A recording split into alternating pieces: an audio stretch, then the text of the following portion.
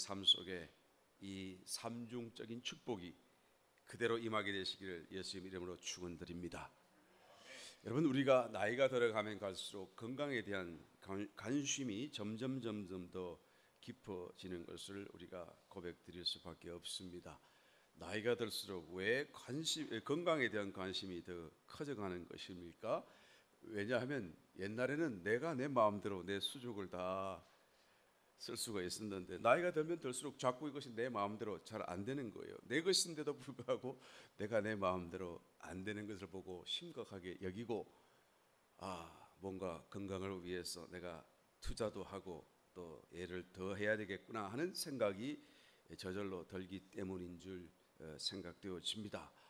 여러분, 건강에 대한 관심이 커지는 것은 지극히 당연한 일이라고 우리가 말을 한다고 한다면, 우리의 곧 혼의 건강에 대해서 우리는 얼마나 관심을 갖고 있는 것인가, 우리의 마음에 대해서 우리는 얼마나 깊은 그런 애정과 염려를 갖고 있는 것일까라는 것을 물어보지 않을 수 없습니다. 여러분의 혼은 안녕하십니까? 건강하십니까?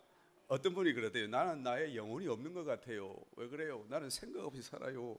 그러니까 생각 없이 사니까 나는 그냥 뭐 아무것도 없는 것 같아요. 여러분, 생각 없이 산다고 그래도 뇌는 있잖아요. 뇌 없는 분 있으면 손 한번 들어보시기 바랍니다. 손 내리시기 바래요. 뇌는 다 있어요.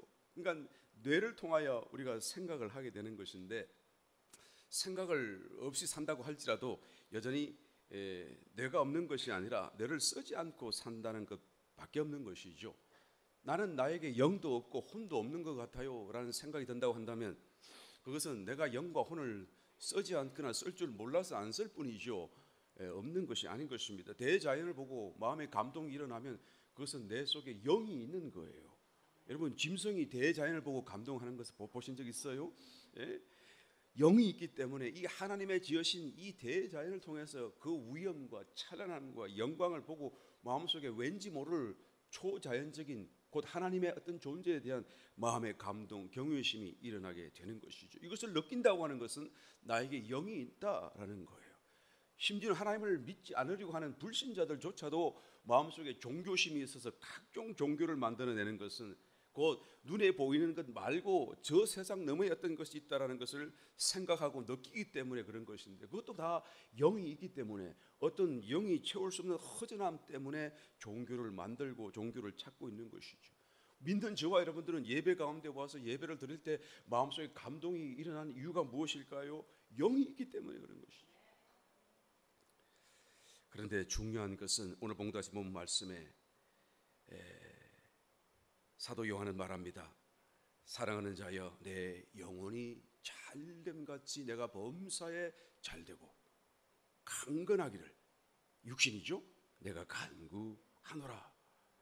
여러분, 이 내 영혼이라고 하는 단어는 영을 포함하는 단어가 아닌 것이죠. 혼만을 얘기하는 거예요. 너의 혼이 잘됨 같이. 왜 혼만을 얘기하는 단어입니까? 영은 말할 필요가 없기 때문에 그런 거예요. 예수 믿자마자 우리는 영이 다 잘 되어져 있다라는 것을 믿으시면 아멘 하시기 바랍니다. 이 말씀은 사랑하는 자여, 믿는 자에게 말하는 것이고 교회 중에 말하는 것이죠. 그러므로 이미 예수를 믿는 사람들이고 영이 다 회복되어져 있고 완전해져 있고 천국이 임해 있고, 이제는 예수 믿는 그 순간 살아나서 중생하여져 있기 때문에 영은 더 이상 잘 될 것이 없어요. 완전하게 잘 되어져 있다라는 거예요. 그러니까 내 영은 이미 잘 되어졌으니까 말할 필요가 없고, 그러면 그 다음 혼이 잘 되어야겠다라는 것을 지금 말해주는 거예요. 왜 혼이 잘 될 필요가 남아있는 것입니까? 혼이 잘 못 되면 영이 잘 되었음에도 불구하고 영이 잘 되었는지를 알 수가 없어요. 그러니까 영의 모든 좋은 것들이 혼이 잘 되어야 이제는 그 혼을 통하여 흘러나오게 되고, 또 그런 생각과 마음을 가지게 되고 그런 축복 속에 살게 되고, 그리고 내가 살아가는 삶의 모든 삶의 환경, 범사가 잘 되게 되어져 있고, 그리고 내 마음이 편하고 기쁘고 늘 소망참은 또한 내 육신도 아프다가도 건강해지게 되기 때문이다라는 거예요. 그래서 사랑하는 자여, 내 혼이 잘된 같이 내 범사가 잘되고 내 육신도 강건하게 되기를 내가 간구하노라. 알고 보게 되면 삶의 모든 문제와 원인, 결과, 그리고 그 해결책마저도 다 이 혼 안에 들어있다라는 것을 말하고 있는 거예요. 혼의 문제이다라는 것을 말하는 것이죠. 육체의 건강은 우리가 잘 먹고 잘 쉬고 또 적절한 운동을 해주게 되면 그 건강을 회복할 수도 있고 유지할 수도 있게 되는 것이죠. 혼의 건강을 위해서는 우리가 어떻게 해야 할까요? 정말로 중요한 하나의 문제이고 또 우리의 삶에 꼭 신앙적인 삶에 꼭 필요한 하나의 질문이고 우리가 알아야 될 대답이 아닐 수 없다라는 것이죠. 우리의 혼의 건강을 위해서는 어떻게 해야 되는 것입니까? 첫 번째로 세 가지 말씀드립니다. 우리의 마음을 늘 높이 들어 올려야 되는 것입니다. 마음이 비상하듯이 날아가듯이 늘 마음이 정말 쾌활하고 가볍고 기쁘고 그런 것으로 우리를 자꾸 마음을 이게 높여야 된다라는 것이죠. 마음이 비상한다라고 하는 것은 우리 마음이 가라앉는 침체와 반대되는 개념인 것입니다. 침체되면 어떻게 돼요? 마음이 무겁고 힘들고 그러니까 마음이 눌리니까 육신도 눌려져 가지고 한숨이 폐가 찌그러지고 한숨이 푹푹푹푹 나오게 되는 거예요. 그런데 반대로 마음을 높이게 되면 모든 것이 나 육신도 덩달아서 막 날아갈 것 같고 그렇게 몸이 가볍다라는 느낌을 느끼게 되는 것은요. 바로 이 육신도 우리의 마음의 지배를 받기 때문에 그래요. 마음은 또한 영의 지배를 받지 않아요. 그래서 이 마음을 잘 우리가 관리하고 높여 나갈 때 정말로 그 영으로 충만하게 되고 우리 육신도 또한 이렇게 쾌활하고 경쾌하고 또한 기쁨 가운데서 모든 강건함으로 또 덧입게 되게 될 줄 믿습니다. 다윗이 자기의 전 생애를 통해서 그의 영혼이 가장 건강하고 가장 쾌활하고 가장 기쁘고 가장 높여졌을 때 썼던 하나님 찬양이 있어요. 사무엘하 22장에 보게 되면 그 내용이 나오죠. 물론 자기 말년에 그것을 기록한 것 같습니다만은 그러나 말년에 모든 인생을 되돌아보면서 자기가 가장 기뻤고 가장 높았고 그냥 싸울 때마다 원수와 싸울 때마다 승리를 하고 그냥 기도하는 대로 하나님이 그냥 들으실 때 더 응답하여 들으시고 그리고는 그의 이름을 높이고 그래서 너무 마음이 날아갈 듯한 그런 때가 있었어요. 항상 그런 건 아니었었지만 그래서 자기의 최고조에 이른 그때에 이런 고백을 드린 것을 보게 되어집니다. 33절 34절 나를 온전한 곳으로 인도하시며 나의 발로 암사슴 발같게 하시며 나를 나의 높은 곳에 세우시며 그죠? 나를 암사슴 같이 만들었다 그 말이에요. 그 암사슴 사슴은 여러분 항상 산지에 높은 지대를 다니고 늘 높은 곳에만 뛰어다니고 살아요. 그러다가 뭐 배가 고프거나 먹을 것이 없어서 높은 곳에 또는 물이 없어 가지고 목이 갈증을 느낄 때는 계곡으로 내려올 때가 있긴 하지만 그는 평상시 가장 높은 곳을 다니면서 거기서 살아요. 그러니까 나의 발로 암사슴 발 같게 했다. 나의 삶이 그렇게 높여졌고 나는 늘 높은 곳을 다니고 있었고 그리고 나를 그 높여진 곳이 바로 온전한 곳이다. 나의 견고한 요새고 나를 온전한 곳으로 나를 인도하셨다. 이 온전하다는 말씀의 의미는 여러분 안전하다는 말이 아니고 흠이 없는 상태를 얘기하는 거예요. 흠도 점도 없는 완전한 그런 상태를 얘기하는 거예요. 그러니까 하나님 앞에 섰을 때 내 마음에 어떤 죄가 생각나지 않을 정도로 부끄러움이 생각나지 않을 정도로 내 마음이 기쁘고 하나님과 가득 차 있고 그런 상태를 얘기하는 거예요. 그러니까 이 다윗이 얼마나 마음이 들떠 있고 얼마나 기뻐하고 얼마나 하나님과 하나 되어져 있는 그런 어떤 상태에 있었는가라는 것을 우리가 알 수가 있는 것이죠. 이런 마음이 높여졌다라는 것은 어떤 모습일까요? 뭔가 들떠 있고 세상적인 말로 하면 들떠 있는 사람은 좀 덜 된 사람으로 볼지 모르겠지만 그러나 주님 안에서는 들떠 있는 것이 정말로 정상적이고 또 최고의 축복이라는 것을 깨닫게 되시길 예수님이 축원합니다. 마음이 설레고 기쁘고 감사가 있고 뭔가 곧 좋은 일이 일어날 것 같은 그런 설렘 그런 기대감으로 마음이 가득 차 있는 거예요. 그래서 뭔가 막 씩씩하고 막 그런 마음이 높여진 것이다라고 말을 할 수가 있는 것이죠. 에베소서 5장 19절 20절 말씀에 이렇게 말합니다. 성령으로 충만한 사람에게 하나의 현상적으로 어떤 모습이 있는 것입니까? 시가 있고 찬미가 있고 신령한 노래가 흥얼흥얼 거리게 되고 그리고 그냥 서로 그런 좋은 걸로 막 주고받고 화답을 하고 내 마음이 그냥 하나님 앞에 그냥 노래를 하고 있고 늘 예수님 때문에 마음에 감사가 가득 차게 되고 이게 바로 성령의 충만한 모습이고 마음이 높여진 것이고 내가 온전한 곳에 다니는 그런 암사슴과 같은 영적 상태다라는 것을 우리가 알 수가 있는 것입니다. 여러분, 하나님이 우리를 높여주시면 이런 대로 높여주시는데 만약에 하나님이 우리를 높여주지 아니하시면 그때는 어떻게 해야 되죠? 문제가 다가오고 마음에 염려와 근심이 생겨나고 그리고 하는 일이 잘 안 되고 기도해도 빨리 응답이 안 되고 그리고 막 내 마음이 점점점 침체된다고 한다면 그럴 때는 어떻게 해야 되는 것이죠? 우리의 몸이 약해졌을 때 어떻게 합니까? 좋은 약을 먹고 몸에 맞는 약을 먹고 음식을 먹고 그리고 더 힘을 내서 운동을 하고 휴식이 필요하다면 휴식도 취하게 하고 몸을 위해서 적극적으로 뭔가 우리가 추가적으로 행동을 실행하지 않습니까? 마찬가지로 내 마음이 침체되어 있다고 한다면 그런데 하나님이 내 마음을 더 높여 주지 아니하신다고 한다면 그럴 때 어떻게 합니까? 가만히 있으면 안 돼요. 내가 선택해야 되는 것입니다. 내가 거기에 대해서 책임을 지고 내가 스스로 내 마음을 들어 올려야 되는 것입니다. 높여야 돼요. 내가 기뻐하려고 해야 하고 감사하려 해야 하고 정말 하나님을 더 찾고 더 하나님 앞에 몸부림치던 내 자신을 끌어올리려고 하는 그런 어떤 삶의 자세, 신앙의 자세를 취해야 되는 것입니다. 여러분 로뎀 나무를 아십니까? 로뎀 나무가 성지순례를 하다 보면 종종 만날 수가 있는 나무 중에 하나인데요. 특별히 엘리야 선지자가 가다가 그게 이사벨을 피하여 도망가다가 그냥 너무 신세한탄하고 괴롭고 낙심이 되어가지고 나는 이렇게 큰 일을 했는데 하나님이 그렇게 드러났는데도 왜 못 믿는가? 왜 나를 죽이려 하는가? 그리고는 낙심이 되어가지고 오히려 큰 일을 당하고 나니까 그냥 오히려 큰 기대가 커졌는데 그 기대에 미치지 못하니까 오히려 그냥 낙심이 확 찾아들어가지고 가다가 이대로 확 죽어나 버리겠다 그런 마음으로 로뎀 나무 밑에 하나님이라도 막 원망을 하고 그리고 들어 누워 자는데 천사가 와서 깨워서 그냥 먹을 거 주고 마실 거 주고 일어나서 힘내서 가라. 하나님을 만나는 그 길 과정 속에서 그 뜨거운 햇빛 속에 그냥 노곤홍곤하고 정신을 차릴 수 없는데 로뎀 나무에 서서 거기서 휴식을 취하고 그래서 이 로뎀 나무를 생각할 때마다 우리 사람들 한국 분들은 다 대개가 다 그죠? 안식이 있고 쉼이 있고 먹을 것이 있고 뭔가 좋은 곳이 있는 곳 그래서 편안한 곳이라고 우리가 생각을 합니다만은 그러나 성지에 가게 되면 그 유대인들은 그렇게 생각을 안 해요. 로뎀 나무로 비참한 것이라고 생각해요. 인생의 비참한 때를 로뎀 나무라고 상징하고 있어요. 왜 그렇습니까? 실제로 그 로뎀 나무를 보게 되면 별로 크질 않아요. 키가 한 1m, 2m밖에 안 돼요. 그렇게 머리 크지도 않아요. 그리고 또 뭐 이렇게 뭐 그냥 좀 키가 큰 그냥 가시덤불 같은 그런 느낌을 주죠. 이파리도 이렇게 그냥 송곳 같아 가지고 그늘을 만들어도 그냥 확실하게 시원한 그늘이 아니라 그냥 뜨겁지 않을 그늘. 그것도 혼자만 딱 들어갈 수 있는 공간.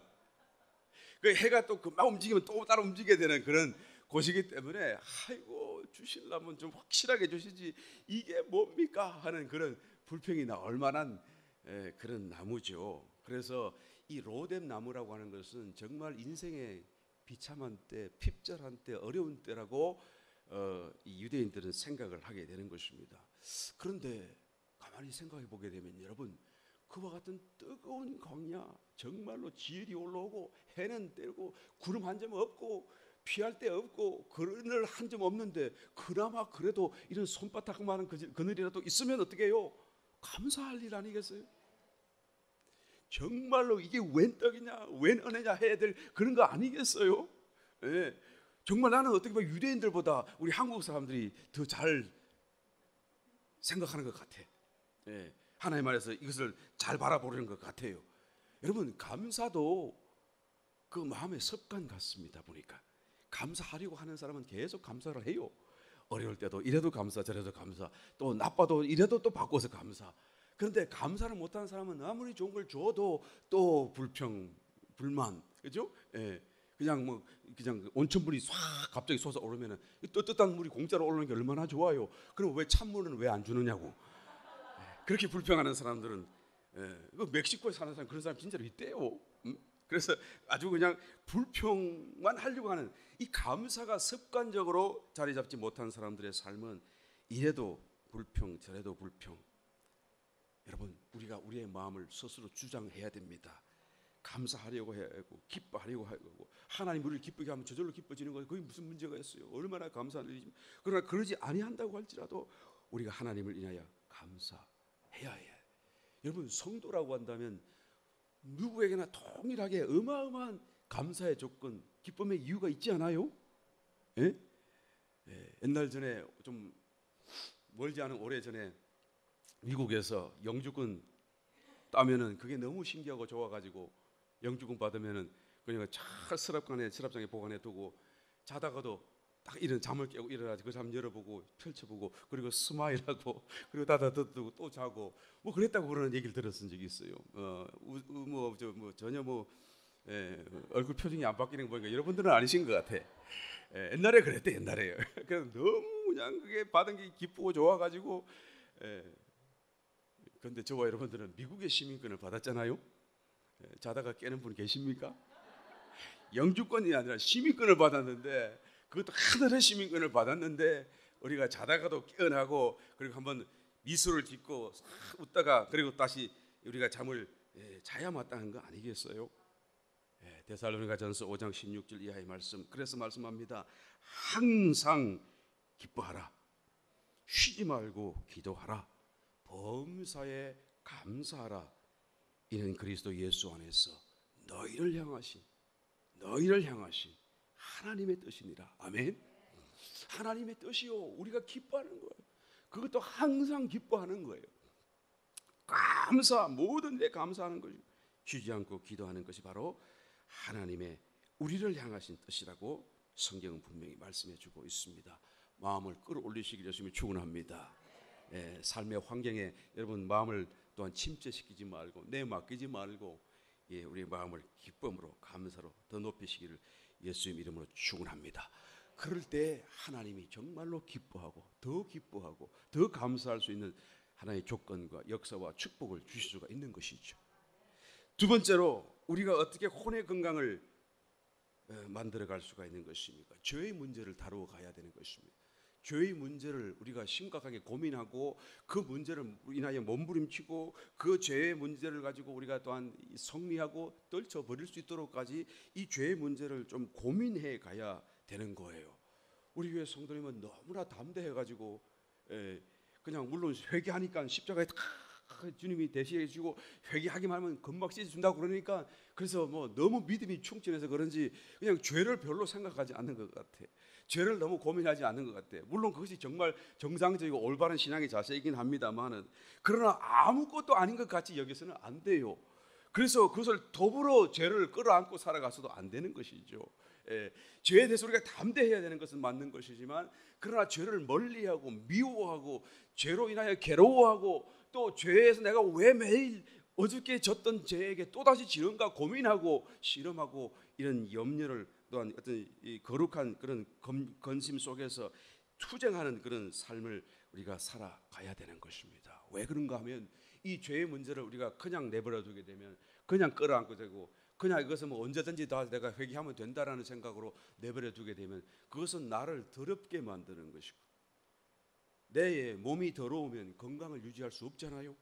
내 마음이 더러우면 여러분 절대로 건강할 수가 없는 것입니다. 이 혼의 건강과 직결되기 때문에 더러움을 벗고 정결하게 되는 것에 문제이기 때문에 이 죄의 문제를 우리는 깊이 고민하고 또한 씨름하고 싸워가야 되는 것입니다. 그리고 생각나고 깨달아지면 회개하고 또 다시는 그 죄를 내가 미워해서 다시 그 죄를 짓지 않겠다고 하는 결심과 작정을 해가야 되는 것이죠. 이 기독교에서 오랜 전통 속에 죄에 대해서 깊이 고민한 흔적들이 역력하게 드러납니다. 그 중에서 7가지 이 죄의 영역을 이렇게 다 한번 연구하듯이 구별해 놓은 게 있어요. 물론 지금은 가톨릭의 어떤 전유물 같이 되어버렸었습니다만은 개신교가 나오기 전에는 가톨릭밖에 없었으니까 우리 기독교의 전통이라고 할 수가 있는 것이죠. 그럴 때 처음 교회가 시작되고 그리고는 그냥 예수님은 떠나가시고 그리고는 그냥 살아가는데 이 죄의 문제가 계속하여 자기를 그냥 덮쳐오니까 그 괴로움 속에서 이 죄가 뭔가라는 것을 고민하여서 7가지로 그것을 요약해 보게 되는 거예요. 이 7가지 죄는 그 죄 중에서 큰 죄들이고 그 나머지 죄들은 작은 죄들이고 이 죄들은 그렇게 큰 문제가 아닌데 이 죄들은 반드시 우리가 깨닫고 이겨야 되고 해결해야 될 문제들이다. 그렇게 해서 7가지를 정해놓은 게 있어요. 여러분 궁금하시죠? 첫 번째가 뭡니까? 교만. 두 번째 질투. 세 번째 분노. 네 번째 탐심. 다섯 번째 탐식, 탐식 많이 먹는 거요. 그 다음에 게으름. 탐식하는데 왜 웃었어요? 많이 그냥 이게 체면 없이 많이 먹는 것도 죄라는 것이죠. 게으름, 정욕, 일곱 가지를 정해놨어요. 일곱 가지를 정한 데는 여러 가지 이유가 있고 또 설명이 있습니다만 그 중에 한 가지는 우리가 한 주간이 일주일이니까 매일매일 한 가지를 생각하면서 그것을 고민하고 또 씨름하고 그것에게 정결함을 받도록 기도하라라고 하는 그런 의미로 일곱 가지를 정했다라는 그런 말도 있어요. 그래서 교만한 죄를 이기지 못하는 사람은 결국 나중에는 그냥 지옥 가서 바퀴에서 몸이 부서지게 되고, 질투를 이기지 못하는 사람은 얼음물에 담가지게 되고, 분노한 사람은, 그런 삶을 산 사람은 나중에 죽은 뒤에 산채로 몸이 찢겨지게 되고, 나태하게 산 사람은 뱀 구덩이에 던져지게 되고, 탐심 속에 인색하게 살아가는 사람은 기름이 끓는 가마 속에 당겨지고, 식탐으로 사는 사람은 지 두꺼비 뱀을 억지로 먹게 하게 하고, 정욕 속에 살아가는 사람은 불과 유황으로 쪄짐을 받게 된다라고 얘기를 했었다고 해요. 여러분, 여기서 이 말씀을 드리는 이유는 이것이 정말 사실인가 아닌가를 말씀하려고 하는 것이 아니라, 이렇게 기독교인으로서 신앙인으로서 죄에 대해서 깊이 고민하며 살았다는 것을 높이 평가하기를 원한다는 거예요. 정말로 죄에 대해서 고민하면서 이 죄를 내가 왜 못 이기는가, 이 죄를 이길 수 없는 것인가, 어떻게 하면 이길 수 있는 것인가, 이 죄를 다시 내가 반복하여 짓지 않는 길은 없다는 것인가. 물론 있죠. 예수님을 의지하고 예수님 안에서 살고 내가 혼이 건강하면 영이 내 마음을 다 지배하게 되면 죄와 상관없는 삶을 살 수 있지요. 그런 것을 깨닫고 연구하고 또 기도하고 그런 삶의 자세를 높이 평가하기를 원하는 것입니다. 여러분, 성경에서는 죄가 무엇이라고 정의를 합니까? 요한복음 16장 9절 보시게 되면 죄에 대하여라 하면 저희가 나를 믿지 아니하며. 예수 안 믿는 게 죄예요, 여러분. 그러니까 예수 안 믿는 사람은 벌써 그 죄 때문에도 죽어요. 그 죄 때문에도 이제는 다른 어떤 상의 길, 하나님 앞에 설 수 있는 기회를 다 놓쳐버릴 수밖에 없는 것이죠. 로마서 14장 23절 믿음으로 쫓아하지 아니하는 모든 것이 다 죄인이라. 그죠? 믿음을 따라하지 않으면 내가 오늘 예배 갈까 말까 하고 안 가면 안 될 텐데, 안 가면 무슨 좋은 일이 안 좋은 일이 날 것 같은데 마음속에 막 의심이 생겨나고, 또 한편으로는 의심을 내가 선택하면 그것은 뭐예요? 죄가 된다. 죄라 그 말이에요. 꼭 뭔가 살인죄가 제만 죄가 아니라 내 마음속에 믿음이 있는 그 믿음을 따라 행하지 않고 내가 그냥 의심 속에서 그 의심을 선택하게 되면 그게 전부 다 죄가 되는 거예요. 내가 그냥 디스코 파티, 디스코 맞나요? 디스코?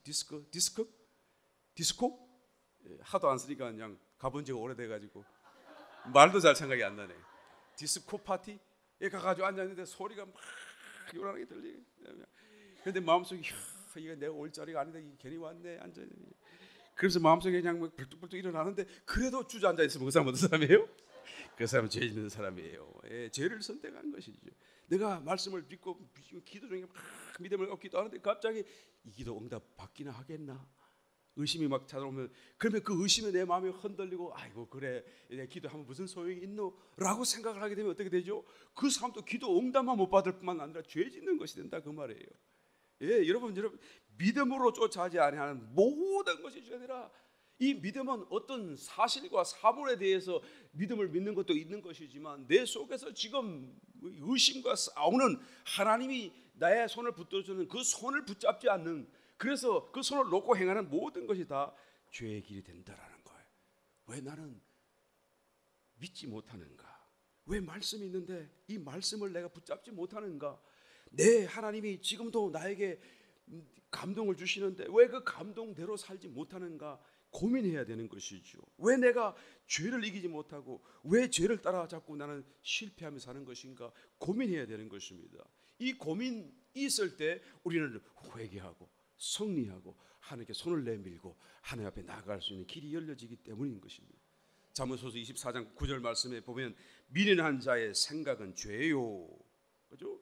그러니까 죄 짓는 생각들은 다 미련한 사람들, 그 사람이 세상적으로는 아주 지혜로울지라도 그 생각 속에 그 어떤 죄된 생각을 하는 것은 믿음을 따라 살지 못하는 생각을 따라 사는 사람은 다 미련한 사람이다. 하나님 앞에서. 마가복음 7장 21절 우리 속에서 마음에서 솟아나는 그 사람의 마음에서 나오는 것은 악한 생각, 음란, 도적질, 살인, 간음, 탐욕, 악독, 속임, 음탕, 흘기는 눈, 회방, 교만, 광패 모든 악한 것들이 다 나오는 것이니 우리 속에서 나와서 사람을 더럽게 하느니라 라고 말하는 거예요. 그러니까 우리의 마음 속에 일어나는 것들은 전부가 다 악한 것이고, 그래서 우리가 우리의 영으로부터 주님이 주시는 그 감동을 붙잡지 못한다고 한다면 그 사람은 죄에게 절대로 이길 수 없게 된다. 그래서 우리의 마음을 정결케 해야 되는 것입니다. 이 죄를 고민하고 떨쳐버리도록 우리의 마음을 깨어나도록 해야 되는 것이죠. 아까 로뎀 나무 얘기를 했으니까 또 한 번 더 나무 얘기를 할게요. 광야에 가게 되면 시띠 나무라는 또 나무가 있습니다. 이 시띠 나무는 그 법궤 언약궤를 만드는 재료죠. 그러니까 아주 거룩한 그런 어떤 마음을 받게 되는 나무인데, 왜 그런 마음을 가지게 됐는가 하면 실제로 그 나무 앞에 서 보면 그런 생각이 들 수밖에 없어요. 이 나무는 아까 로뎀 나무와 달라서 키가 10m 이상으로 커져 있는 나무예요. 그 뜨거운 햇빛에 아무 풀 하나 자랄 수 없을 것 같은 그 광야, 사막, 그 흙 토양 위에 이 나무가 꿀뚝 서가지고 쫙 펼쳐가지고 그늘을 쫙 만들어내는, 이야, 경외심이 막 저절로 올라나는, 어떻게 살 수 있고 이 생명력 앞에 감탄할 수밖에 없는 그런 생각이 저절로 드는 나무예요. 실제로도 이 나무의 생명이 얼마나 오래 가는지 말이죠. 3,000년 이상 살았다라는 거, 그런 것도 뭐 간과한 것이 이렇게 발견되기도 한다고 그래요. 그리고는 밑으로 뿌리를 내리는데요, 얼마나 깊이 내리고 얼마나 멀리 내리는지 말이죠. 어떤 것은 2km도 가고 뿌리가 3km로 간다고 그래요. 나는 안 파봐서 잘 모르겠지만 자료를 보게 되면 이 어마어마한 생명력, 그죠? 그리고는 딱 우뚝 딱 혼자 서 있는 것, 그리고는 딱 그늘을 펼쳐가지고 만들고 있는, 절대 안 죽어요. 생명이 얼마나 강한지 몰라요. 그런데 가끔씩 시띠 나무인데도 죽은 나무를 발견할 때가 있습니다. 왜 죽었을까요? 병충해 때문에 죽은 것이 아닙니다. 더위나 추위 때문에 죽은 것도 아니에요. 수명이 다 돼서 죽은 것도 아니에요. 그렇게 오래 사는 거잖아요. 그런데 왜 죽었나요? 보게 되면 100이면 100 그 나무 몸체에 가시 덤불이 탁 박혀 있어. 이 가시 덤불은 그냥 그 광야 같은 그 메마른 땅에 바람이 휘잉하게 불면은 바람이 휘 굴러가고 혼자는 못 살아요. 죽은 듯 산 듯 그러고 그냥 있는 그런 가시 덤불이, 그런 나무를 가다가 둥글둥글 굴러가다가 탁 만나면 거기다가 탁 가시를 찔러 가지고 그리고는 그냥 뿌리를 내려 가지고 거기에 있는 진액을 빨아먹고 사는 거죠. 기생하는 거. 그게 가시 덤불이잖아요. 그러니까 100이면 100 가시 덤불에 탁 꽂혀져 있어. 그 가시 덤불이 서서히 그 진액을 빨아먹으니까 도무지 살아갈 수가 없었던 거예요. 그러니까 그냥 같이 가시덤불과 함께 죽고 말게 된 것을 보게 되는 것이죠. 여러분, 이 가시, 엉겅퀴, 덤불 이런 것은 바로 죄의 저주와 한 세트잖아요. 늘 죄가 있는 곳에 저주가 있고 가시와 엉겅퀴가 난다고 성경이 말씀하지 않아요. 같은 속성인 것입니다. 우리가 죄를 떨어버리지 않고 죄를 마음속에 품고 살아가고 괜찮다라고 생각하고 살아가면 어떤 것입니까? 마치 가시 덤불을 안고 사는 것 같은 가지인 것입니다. 그래서 히브리서 기자는 12장 1절에 이렇게 말합니다. 모든 무거운 것과 얽매이기 쉬운 죄를 벗어버려라. 죄는 무겁고 얽매이기 쉬운 거예요. 벗어버려. 그래서 우리의 마음이 경쾌하게 되는 것이, 우리의 마음이 정말 날아갈 것 같이 되는, 그렇게 날아갈 것 될 때에 하나님이 역사하실 수가 있게 되는 거예요. 하나님이 응답하실 수가 있는 거예요. 세 번째, 마지막으로 우리의 마음을 어떻게 건강하게 유지할 수가 있는 것입니까? 마음을 새롭게 해야 합니다. 성경에서 여러분, 우리의 마음을 새롭게 한다는 것은 우리가 다만 기분을 전환하거나 또는 우리의 마음을 리프레시하는 그런 개념으로 말씀하는 게 절대 아닌 것입니다. 우리는 이 많은 단어의 의미를 정말로 분명하게 그 차이를 우리가 인지하고 있어야 돼요. 마음을 새롭게 하라, 새 사람을 입으라 하는 그 말은 정말 리프레시가 아니고 리뉴를 얘기하는 거예요. 리뉴를 얘기하는 거예요. 우리 존재가 완전히 새롭게 바뀌어 버리는 것을 얘기하는 거예요. 새 사람의 옷을, 옛 사람의 옷을 벗어버리고 새 사람을 옷같이 갈아입는 것을 얘기하는 거예요. 이게 바로 성경이 말하는 새롭게 된다는 말씀의 의미인 것입니다. 골로새서 3장 10절, 새 사람을 입었으니 이는 자기를 창조하신 자의 형상을 쫓아 지시기까지 새롭게 하심을 받는 자니라. 새 사람을 입었다라고 말하죠.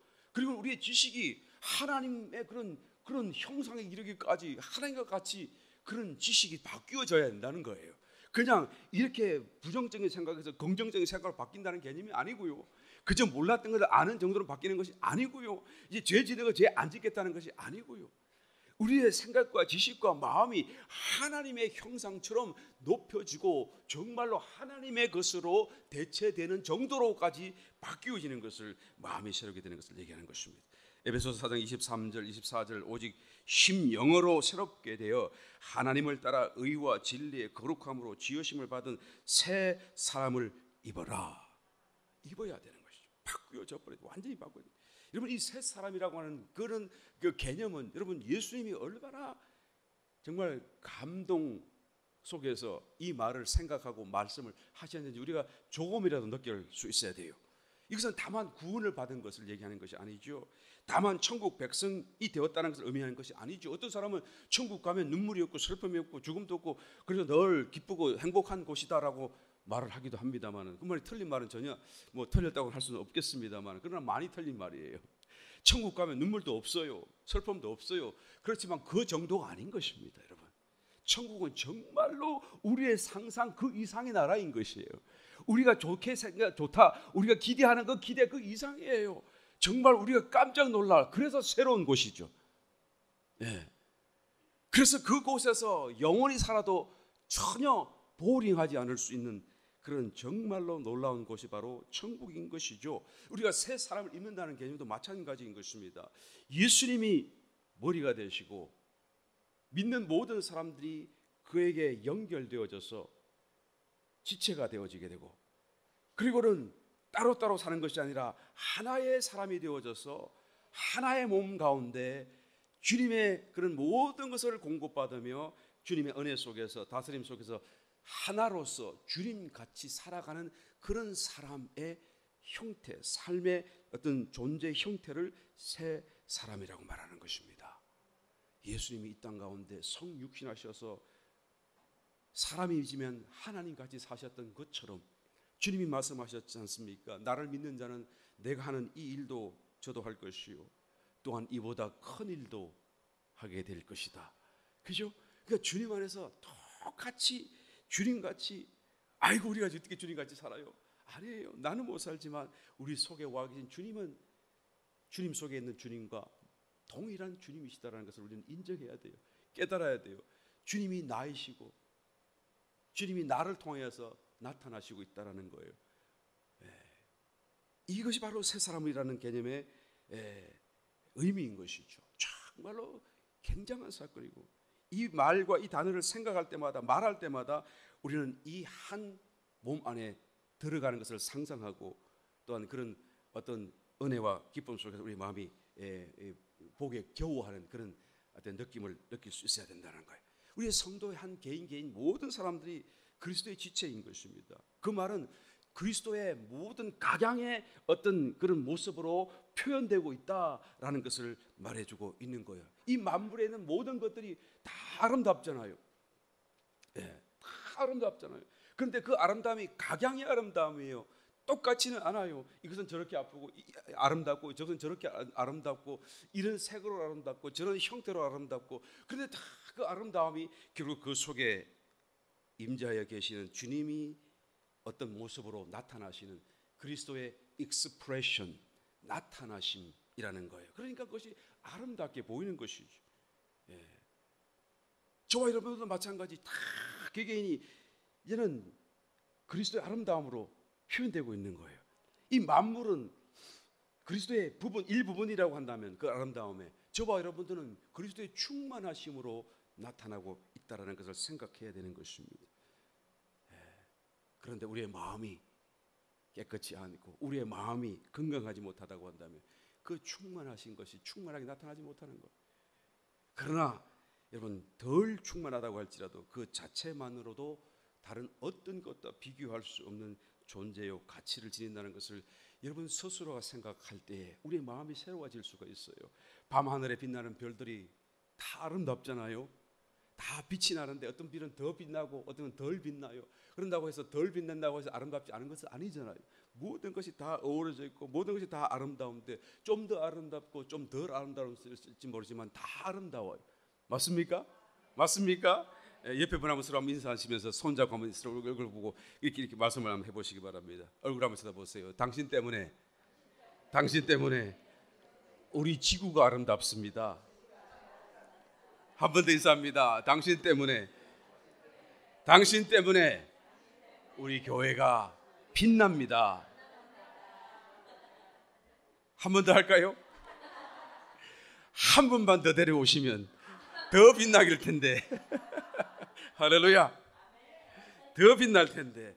이런 말씀을 맺겠습니다. 우리는 이미 예수를 믿음으로 인하여서 우리의 모두가 다 여기 앉아 계신 모든 분들이 영이 다 잘 되어져 있습니다. 영이 이미 잘 되어져 있어요. 그러니까 혼이 더 잘 되시기를 열심히 축원합니다. 그래서 혼이 더 잘 되어서 우리의 범사가 더 잘 되시고 육신도 더 강건케 되시기를 예수님의 이름으로 다시 한번 축원드립니다.